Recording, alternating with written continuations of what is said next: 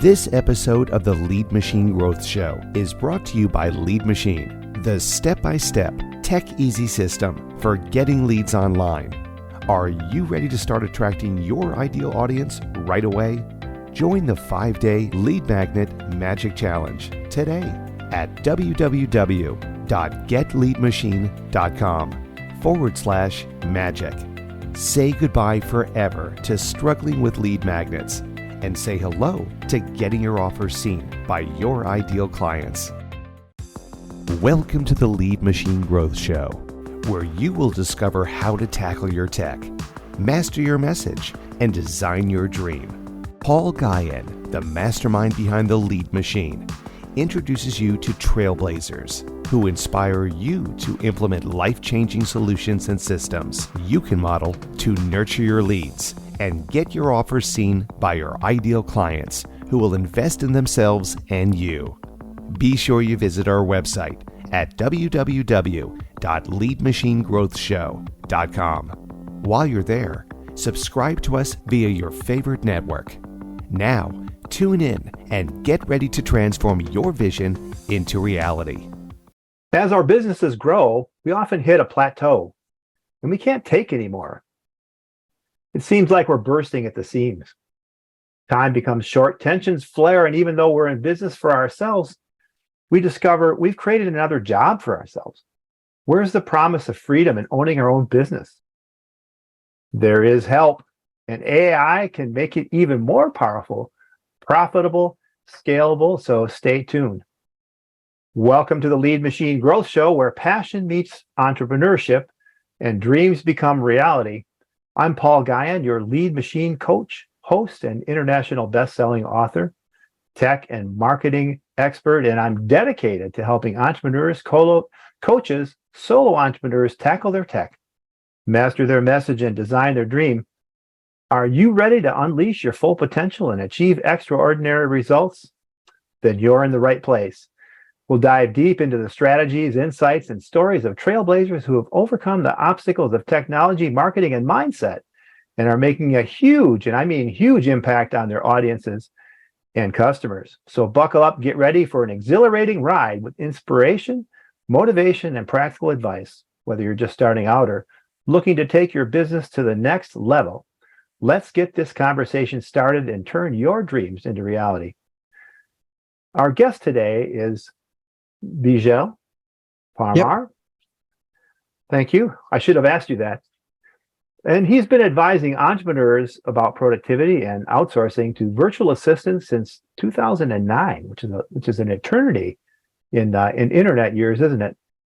He's pioneered a home-based VA model, which I think is what really attracted to me, which now includes AI modeling, which is another intriguing factor. He's often asked to speak at workshops, masterminds, and networking groups. And I met Beejel at an AI conference, and I was so intrigued with this message, I invited him on the show. So after reading the book, The 4-Hour Workweek, he hired 3 virtual assistants and started his first VA business. Several weeks later, he started working with a call center, and over the next 10 years, helped grow that business from 100 to over 500 VAs. That's amazing. In 2019, he started his third VA business, this time pioneering a unique home-based VA model. Today, clients worldwide delegate their busy work to his team of VAs. Fast forward today, time-challenged professionals and entrepreneurs look to his unique AI-trained VA human services supported by virtual AI advisors. His Vital Action Priority Planning Productivity Program to boost efficiency, productivity, there's a lot of P's in there, and profits. Audiences globally have been entertained by his costume presentations and inspired by the story how he and his family had to leave the U.S. in 2010 and how they embarked on a 5-year travel work global schooling adventure.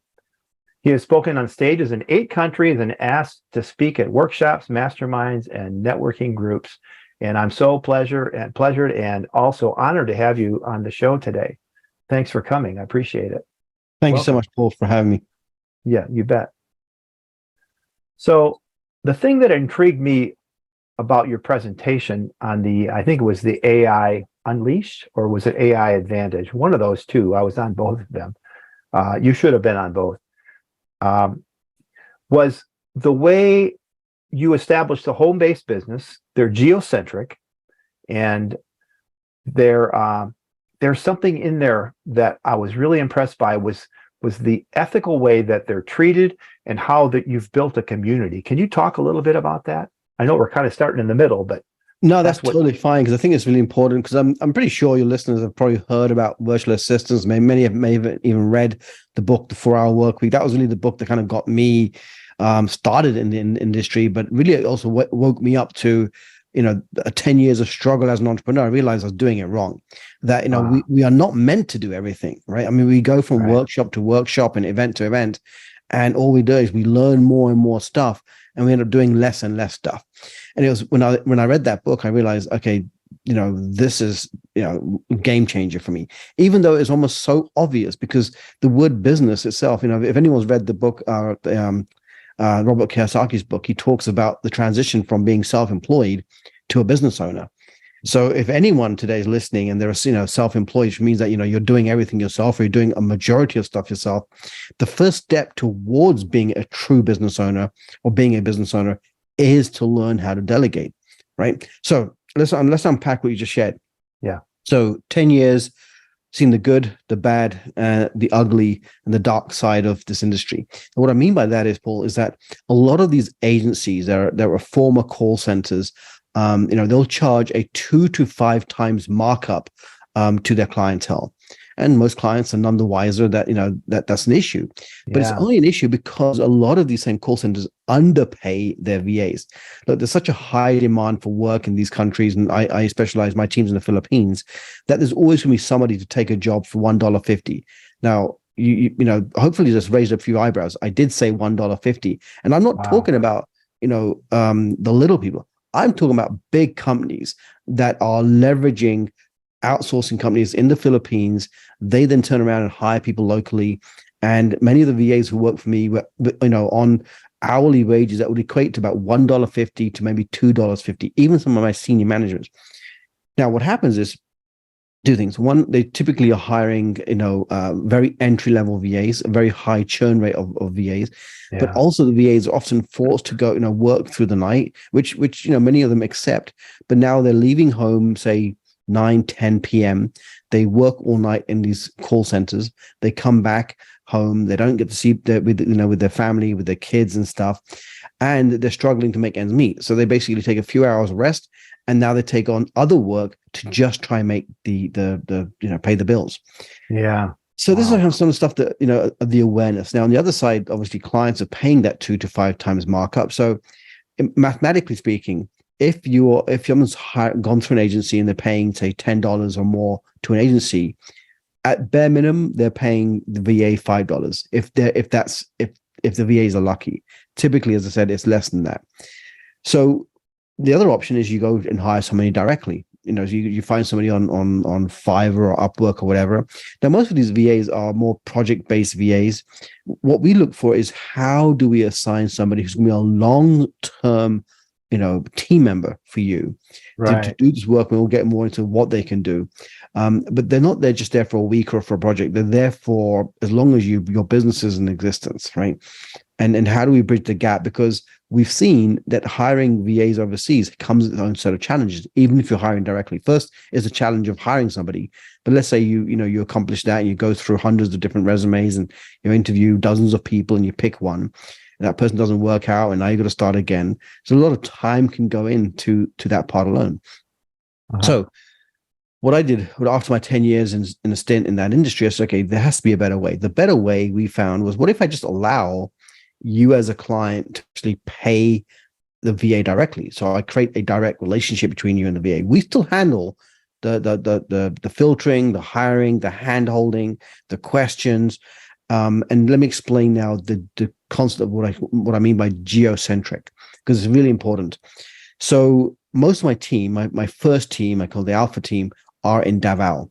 So the first team I built. And what it means is that most of the VAs are within 2 to 3 hours of Davao City Center. So when I fly there or we run in-person gatherings, people can come there. What it also means, though, is that they know that there is a management team there in Davao that they are accountable for. Also, most of them have been referred by other VAs. So there's 3 or 4 levels of accountability when we assign somebody to you. Obviously, there's accountability to you as their client. There's accountability to us as a management team, but there's also a local community-based accountability. So when I go over there, and I typically go over there, once or twice a year. I mean, it used to be more, but with increasing airfare all the time, we try and keep our costs low. And yes, I can spend all my time, teaching them on technical stuff, but really it's about the soft skills. It's about the human to human skills, how to work with a client, how to manage a client.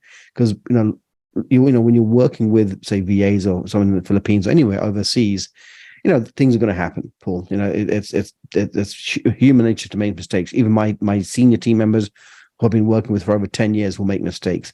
That's just part of being, a business owner. So how do we manage that? How do we encourage VAs to be more transparent, to communicate? If they have a challenge and they're afraid to come to the VA, to the client, they can come to us. We'll coach them on how to handle it. Sometimes we'll step in and we'll help handle it for them. So these are just some of the benefits of how we decide to re-engineer this very, standardized way of being in the VA business. Well, it's really that team that you're talking about, that team of VAs is no different than local employees in a company. They need that same kind of training and nurturing and management. And I teach my coworkers and whatnot to manage up to their supervisors and to the managers, so that they're taking ownership of the, like you say, how you work with a client. Well, they need to know how to work with each other and bring things to their attention to say, oh, this is not working, and this is why. You told me to do this, but that's not going to work because of this, and this. You don't even get that kind of commitment from a local employee these days. Yeah. And so it's a testament to your organizational skills to be able to pull that off. So how do they interact with the clients? I know that there's a time difference if we're talking about working in the U.S. I mean, I'm in the Eastern time zone. So most of the team actually do work the US. It's the one thing we can't change, Paul, and they're okay with it because with our model, they get to be at home. So even though they're still working through the night, they get to put their kids to sleep. They start their shifts typically around 10, 11 their time. They work into the morning. They wrap up their shift. They take their kids to school. That's really important. That ability to do that, not have to travel an hour or 2 hours to a call center, come back, miss all these critical elements still on parent. They sleep through they've learned to sleep through the day. They have blackout curtains, which literally black out everything. But when I in speaking to them, they accept that this is just part of, if they want to work with good US clients, they need to do this, and they don't do it resentfully. They're not angry about it. It's just part of the culture now. Well, plus it sounds like this kind of pay can be kind of life-changing. I mean, they're scrounging at 150, but for $5 or $6 or $7 or $8 an hour, that's a game changer for triple your pay.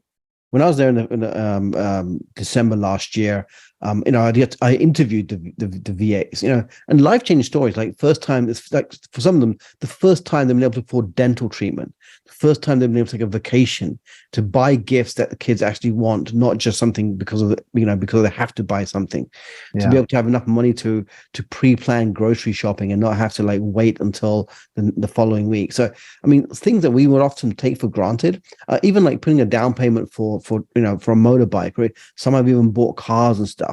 So, and again, this doesn't mean that, it doesn't mean that they're being overpaid. They're just being paid a decent enough lifestyle wage that they can make these decisions. Because, I believe it's unethical for us to think of ourselves as, entrepreneurs and serving humanity, where we just try and squeeze everyone's payment down, just so we can have higher profits, right? Hey, look, we're all in the game to make profits, but I want to, at least for me, I want to make sure that my team feel that they're getting what what they would like to make.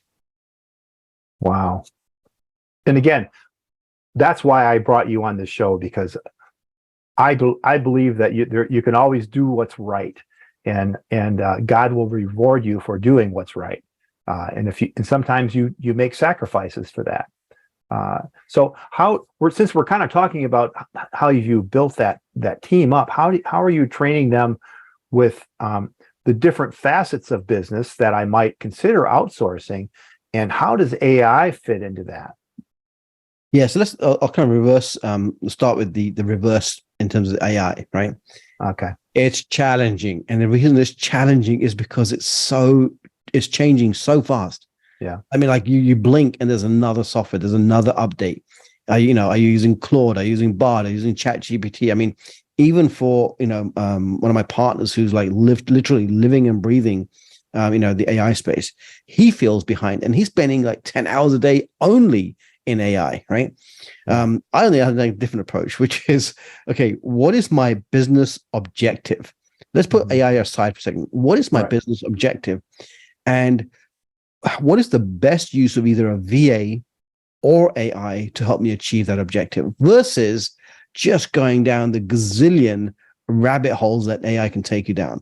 Look, we know right now, I mean, the AI can pretty much do anything but wipe our ass, right? I mean, let's face it. Like, when it comes to business, there's literally no aspect of business that AI cannot help improve in some shape or form.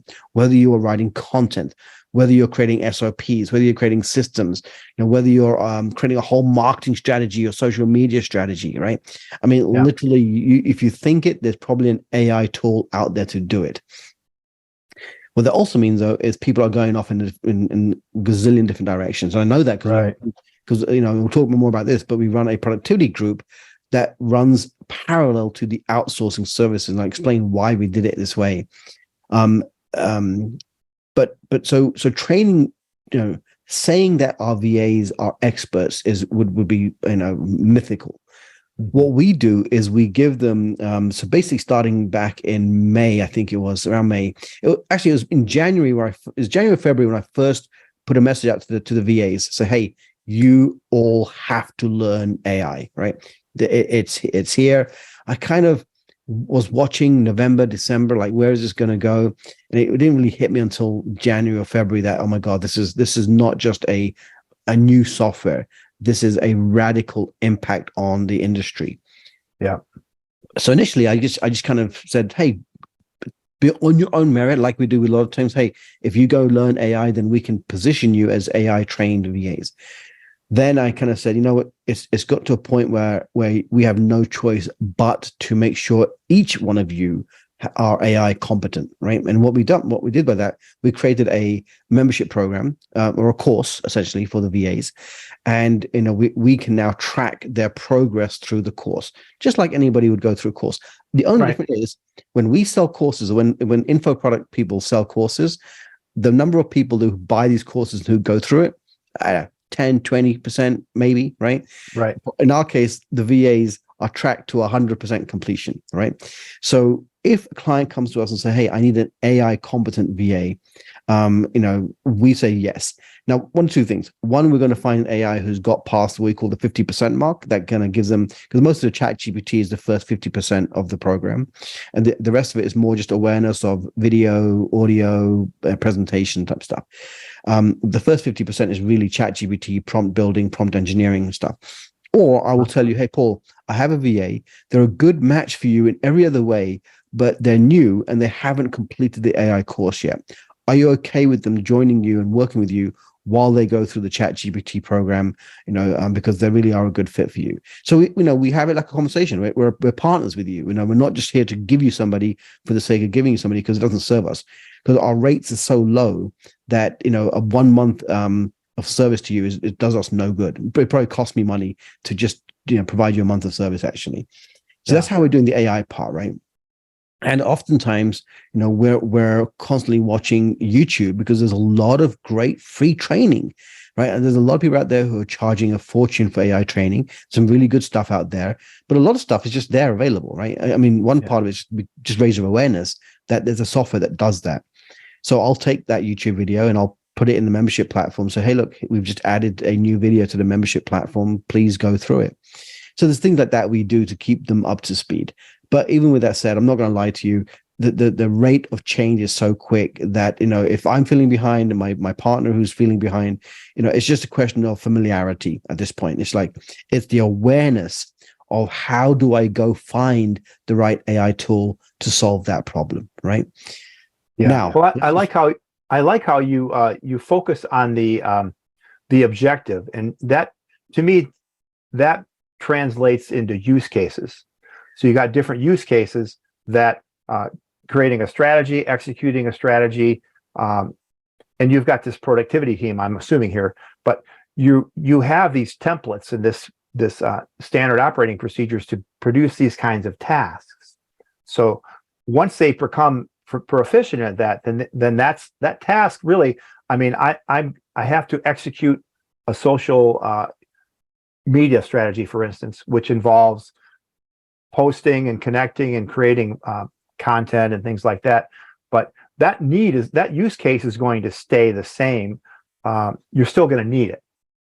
Now, the tools that you use to execute it, that's what's going to change. The content that you're going to have. So they still have that core understanding of what that task is and what that use case is. So it's just a matter of assimilating new tools as you go. Isn't that kind of the way it works? Correct. Yeah. We can take a step one level higher. You mentioned the word objective, right? Yeah. So I mentioned that we have. So think of what we do with as a stool with 3 legs. Okay. And outsourcing is the most, giving work to VAs is the first leg. That's where we started. And that alone will be great when the client is super clear about their objective. Now, this may be a shock to you, but there's a lot of entrepreneurs who are not clear about really their objective. Right? Never met any. And a lot of entrepreneurs, even though they are one person, will be attempting to run 3, 4, 5 different businesses at the same time. So now you take I'm a little bit of a one thing purist. There's a book by Gary Keller called The One Thing. Now I know that we never do really one thing, but I truly believe the less we do, the more we're going to actually make and achieve in our life, right? So let me explain that. I believe in multiple streams of income, but I believe we have to build it one level at a time, which means we pick a business, get it making money, and then we build upon it, right? What typically happens, people will pick a business, they go to a workshop next weekend, they'll get another business, and now they've got 2 businesses.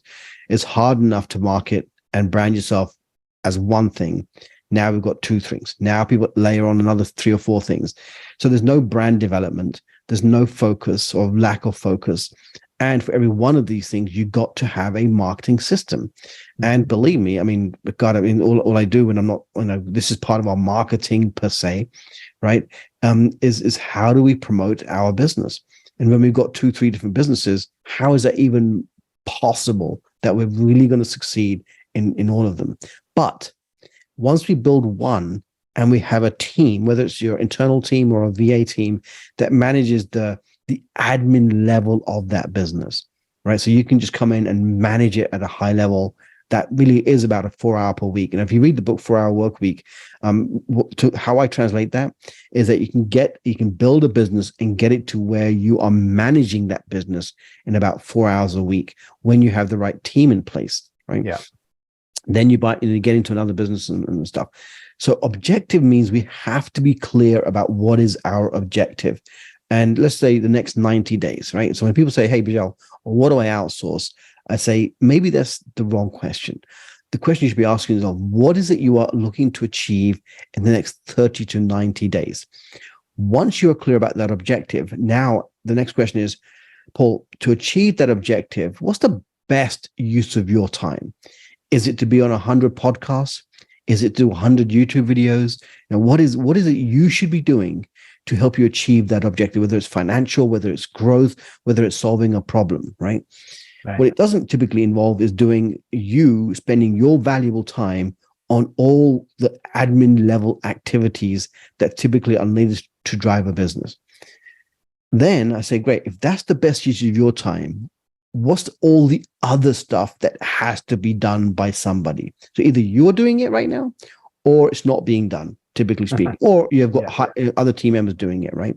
Yeah. And then we basically make a list of all the different tasks that will help you either achieve that objective. And that could either be a financial goal, a growth goal, or a sales goal, or whatever it may be, or overcome a challenge. Maybe your business is going through a challenge right now. So another way of looking at an objective is, what's the top 3 challenges facing your business? Great. What's the best use of your time to solve that challenge? Okay. Right. Now you're left over with all this other stuff.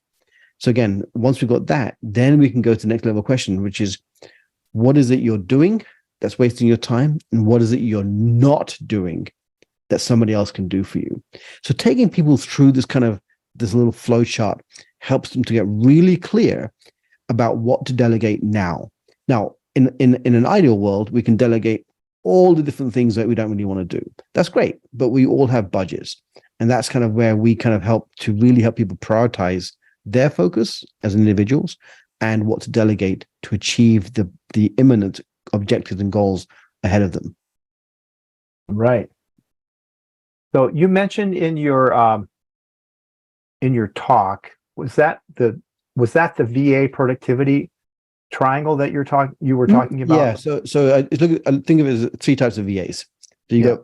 So and we actually we don't call them virtual assistants. We actually call them vital, because so vital assistants is what we refer to as the humans. Okay. Yeah. Then the other side of the triangle now is the virtual AI advisors. These are literally personas that we can build in ChatGPT or Claude that understand your business. They understand your clients, they understand your clients' pain points, they understand your clients' demographics, they understand your business. And you can use these virtual AI advisors or assistants to actually help you with your business. And your human virtual assistants or vital assistants can also use these virtual team members to help them with the business, right? Such as answering emails, writing copy, writing social media, right? Now, at the bottom of this pyramid is what I call vital action, priority planning. So this vital action program basically is where I meet with, our clients and say, great, I'm going to ask you 5 questions. The first question is, what did you get done the last 7 days? Right. So reviewing. So it goes back to, what you only can change what you measure. Right. Most entrepreneurs do not measure. They don't track. They have no KPIs. But I train our clients to work with their VAs to be their tracking assistant. How many hours are you doing each day, each week? Right. What are you getting done? What are you not getting done? Because if we had to track that, we don't. Right.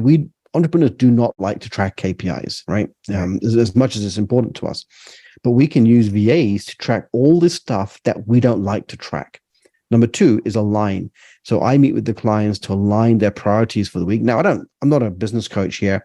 I'm just asking the clients, you tell me what your objective is.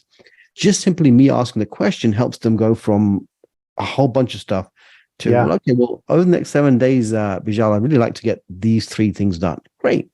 What's the best use of your time to get these 3 things done? Well, I should be doing this, this, and this. Great.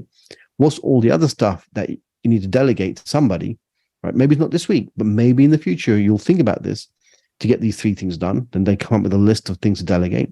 Great. So taking them through that process. So there's a 5-step process. So R is, it's called rapid. Review your, where you are in your business, your progress.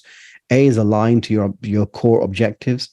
P is plan. So plan what you should do, plan what your team should do. I is identify what resources, such as AI, might help you achieve your objectives even faster. And D is how do you drive your daily performance?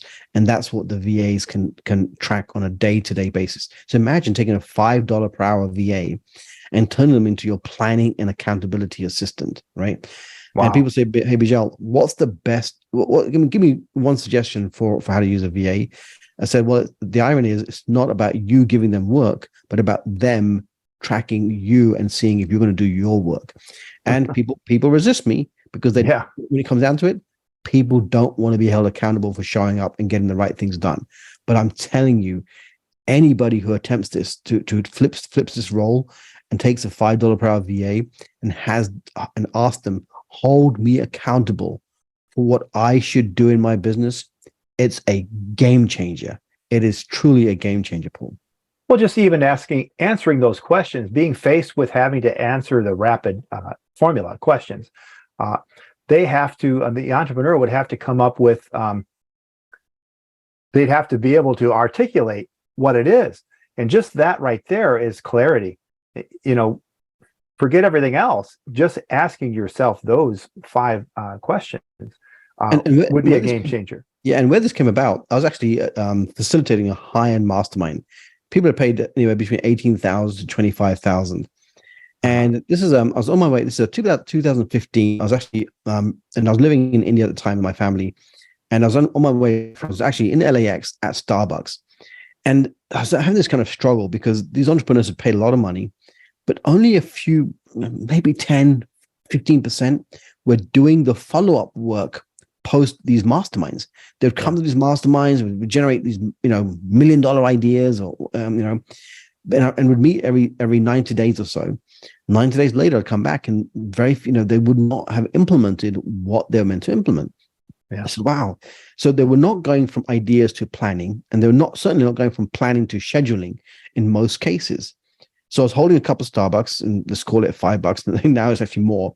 But I said, how do I take a $5 per hour VA and have them not just do the task, but actually have them support their clients in doing the task? And that's what the whole program came about. Okay. And so can you give a couple of examples of the, what you call them, virtual advisors? Could you give an example of the kinds of advisors that you build? Yeah, so we started off how we fell into the AI on this part of the AI beyond just using software was when we started to train our VAs on AI. We were kind of dabbling with all different aspects of AI, specifically on ChatGPT at this point.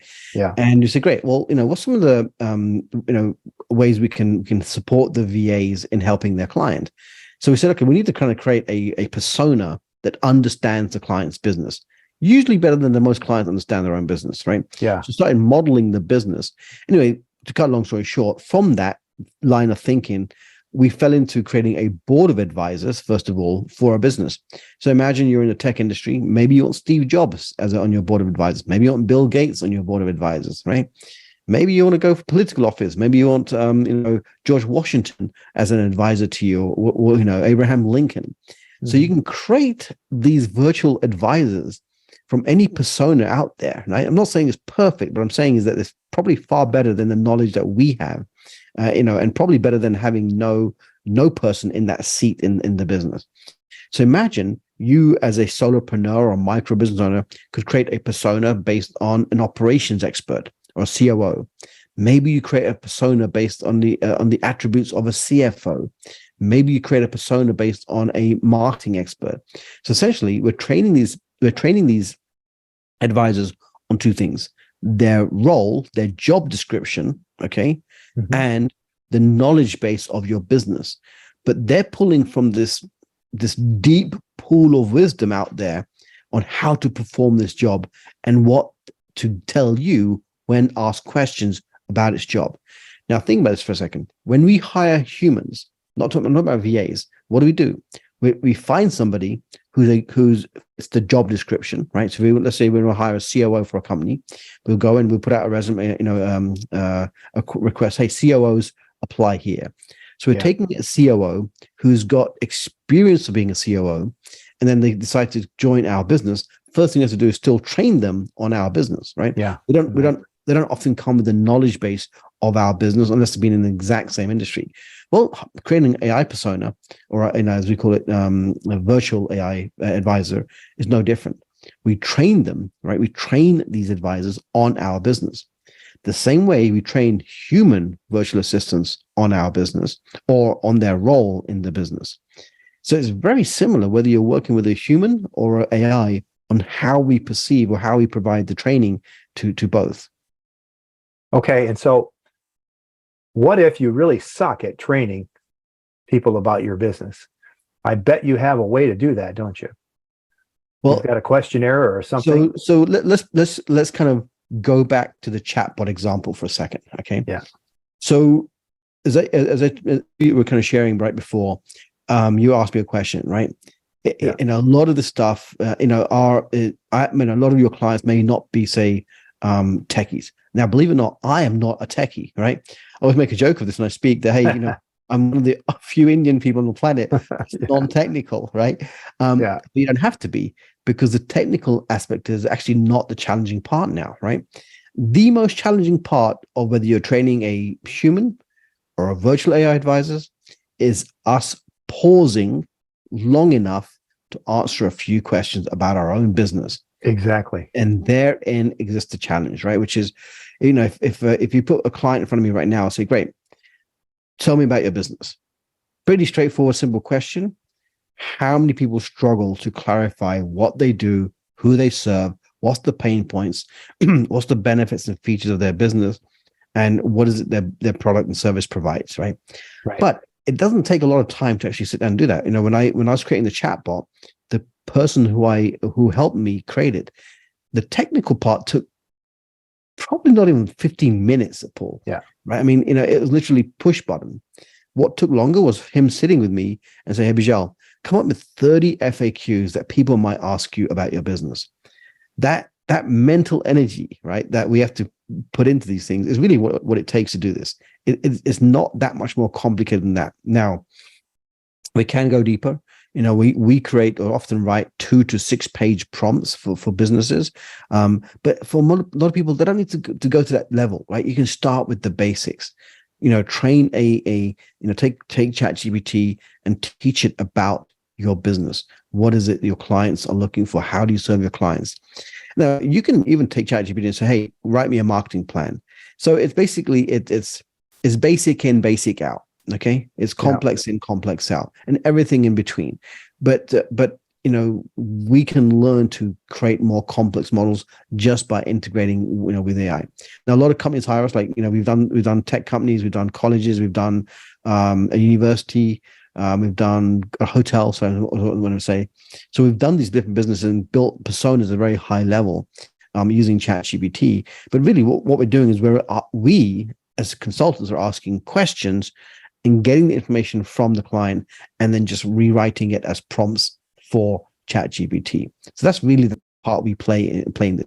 But at the very fundamental level, we give clients the frameworks and the templates to just go and do this by themselves. This is Kateri. She just showed up on my desk.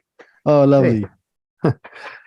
So you must be getting good at eliciting requirements. When I was in the software business, I would hold workshops, and I hired an elicitation expert who was an expert in getting requirements from a business, and we made Venn diagrams and data diagrams and all those things so that we could understand the different tasks and the different ways that the business through systems interacts with the client. So no, I hate it, because the last thing I want to do is sit there with you, Paul. I know. And ask you. But think about this.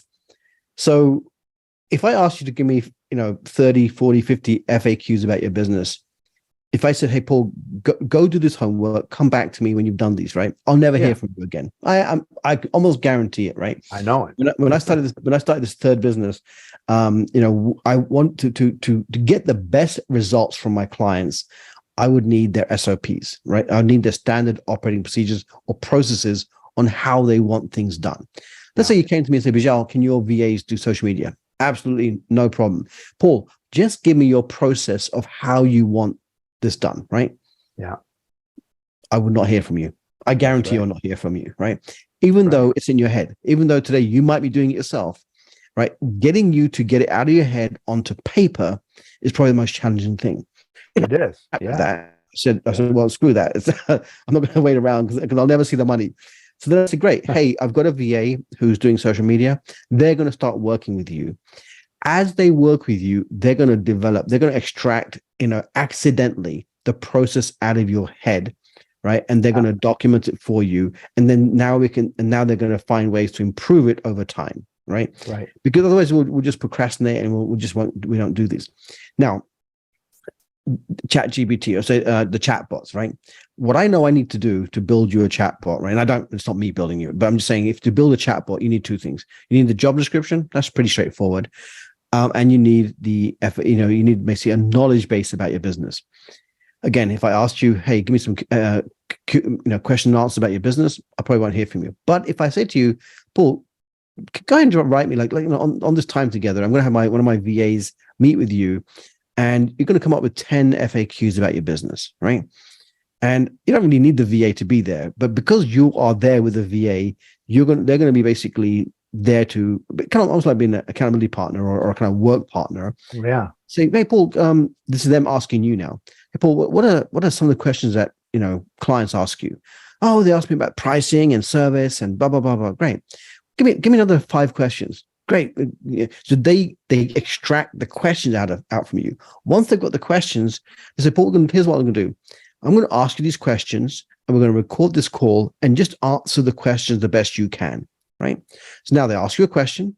You basically, answer the question, kind of like what we're doing here. Yeah. We transcribe that whole conversation between you and the VA. That becomes the knowledge base. Right. Right. So these are ways that, start thinking about using VAs in a way that we wouldn't normally think. Normally we think about, just assigning tasks out, right?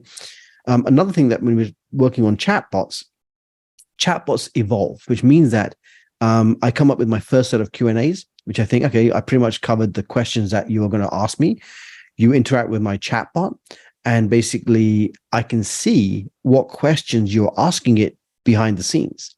Right. So you're going to ask a question, which is, give me a perfect example. I created my first set of questions, and somebody behind the scenes, somebody asked the question, do you guys do funnels?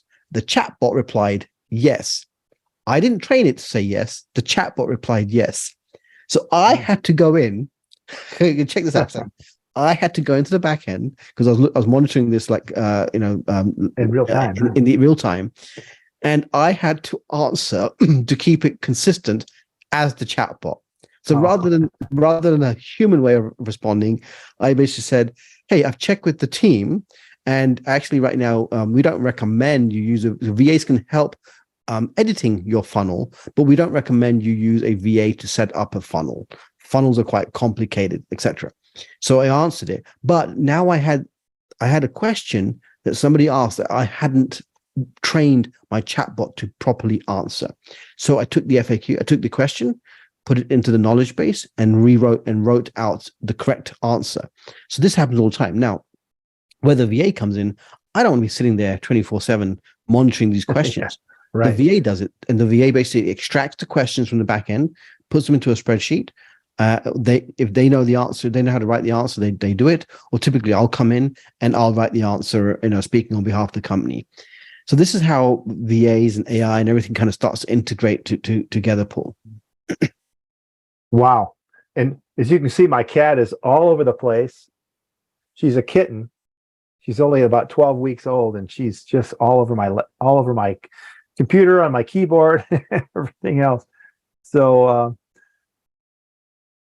how can you assess the performance of the virtual assistant, or not the vital assistants, the humans?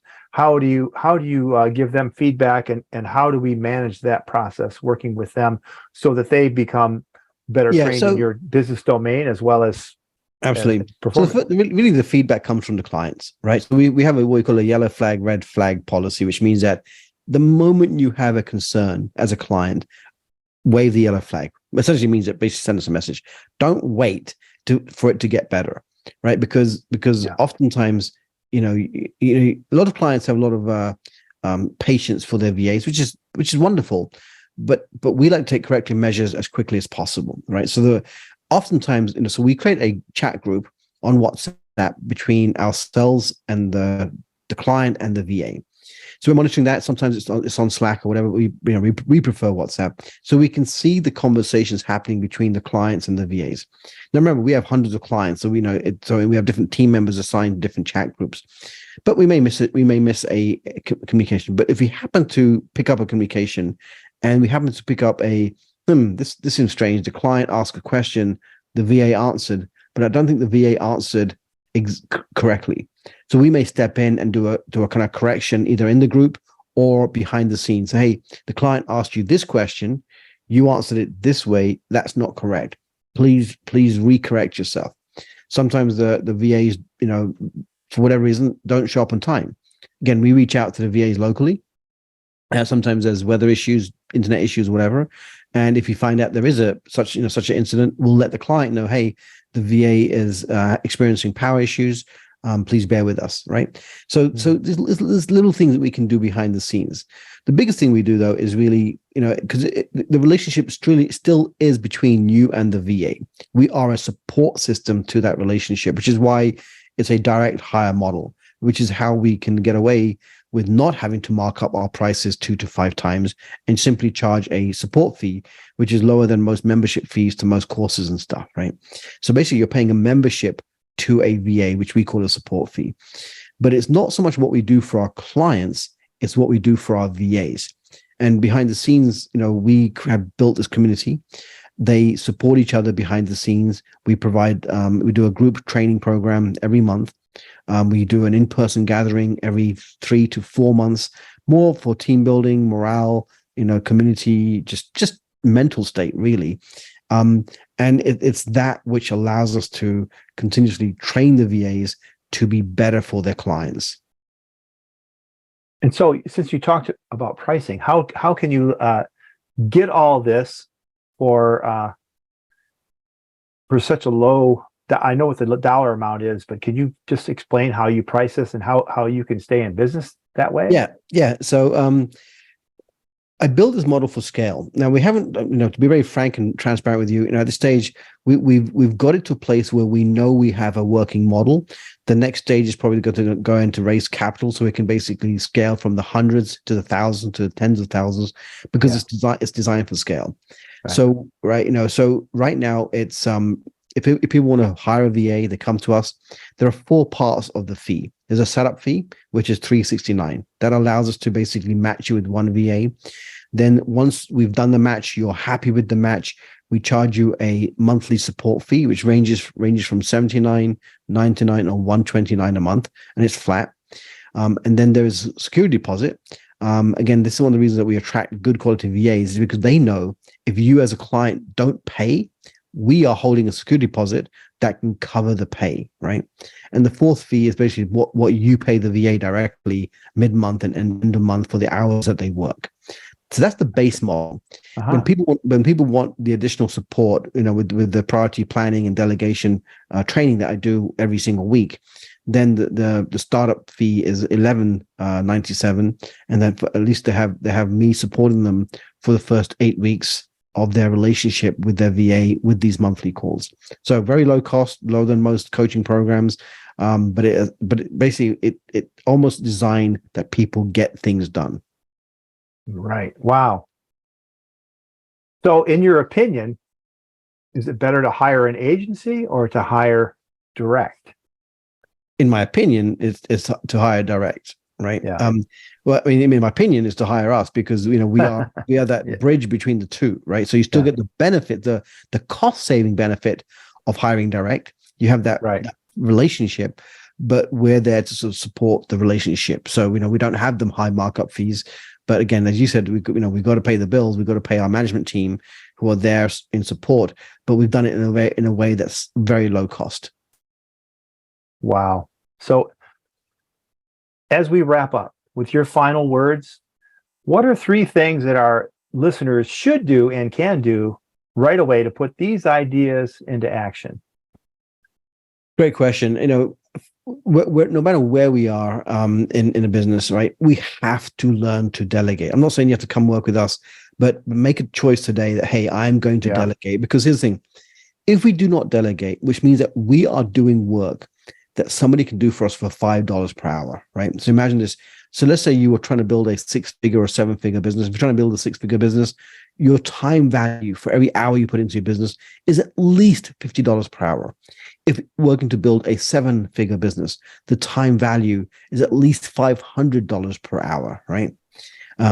But if we are filling our calendar or our time with these what I call these low level activities, but vital low level activities that somebody has to do, then we are not allowing ourselves to create that time value. You know, the what we are putting into the business is not giving us the ROI that we want. So one, make a decision that, hey, delegate something. I don't care what it is, but start delegating something that takes something off your plate or something that you are resisting. So that comes to point number 2. Make a list of all these activities that are what I call below your pay grade, right? So things that you are doing currently that are below your pay grade. Step 3, make a list of all the things that you're resisting doing, haven't done, but know that will be vital for your business. And that's going to be the first 3 parts of the outsourcing formula, that we basically help our clients with. Okay. Well, my cat's all over me some more. I don't know. Oh, that's great. So there you have it. Why wouldn't you? I mean, I'm going to ask you, you should take these things into action, these three tips, but why wouldn't you want to outsource the things that you shouldn't be doing? I mean, we do so many things as entrepreneurs, and especially when we're solo, we do all these things and gosh, I wish I could have someone do this for me, but there's no time to teach them. Well, you've got to take a step back and assess what Beejel says, assess what you shouldn't be doing and delegate it. So let me quickly add these 3 myths, just not to go over time. But the first myth is, I'm not big enough, right? I'm not big enough. I don't have the budget. Yeah. Well, we have what we call the $5 a day VA program, which means that somebody like I've got a cup of coffee here, not the Starbucks cup right now. Yeah. So we've made it possible for somebody to start with a budget of $5 per day to hire a VA, right? That's not where we want people to end up, but we want people to exercise their ability to delegate. So the price objection is gone. Next is, I don't know what to outsource. The process we walk you through will get you to come up with something to delegate, even if it's 1 or 2 things. So that's number 2. And the third one basically is the hiring and the managing. We handhold you through that. So the 3 big objections that people have always had about outsourcing, we help you overcome all 3. Right. Perfect. Well, then there you go again. I'm looking at your gift. Can you tell us about your gift? My cat just erased the gift out of my notes here. I love it. I love it. I love it.